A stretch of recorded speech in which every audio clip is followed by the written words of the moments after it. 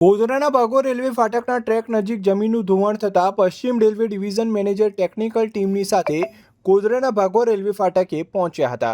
સોમવારના ગોધરામાં પડેલ ભારે વરસાદને પગલે ગોધરાના ભાગોળ વિસ્તારના મુંબઈ દિલ્હી રેલવે ટ્રેક નજીક જમીનનું ધોવાણ થવા પામ્યો હતો, જેને લઈ પશ્ચિમ railway Vadodara division railway manager Jitendra Kumar Singh સહિતની ટીમ ગોધરાના ભાગોળ રેલવે ફાટક ખાતે પહોંચી હતી અને ટેકનિકલ ટીમને સાથે રાખી રેલવે ટ્રેક અને ભાગોળ અંડરપાસનું નિરીક્ષણ કરવામાં આવ્યું હતું। સોમવારે મોડી રાતના સમયે ગોધરામાં ભારે વરસાદ પડ્યો હતો, જેના કારણે સીતાસાગર તળાવનો પાળ તૂટી ગયો હતો। પાળી તૂટવાના કારણે મોટા પાયે જમીન ધોવાણ થવા પામ્યું છે અને રેલવે ટ્રેક નજીક મોટું ગાબડું પડ્યું હતું।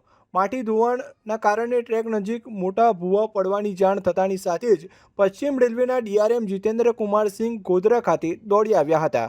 ગોધરાના ભાગોળ વિસ્તારમાં રેલવે ટ્રેકને અડીને નવીન રેલવે અંડરપાસની કામગીરી પાછલા 2 વર્ષથી ચાલી રહી છે।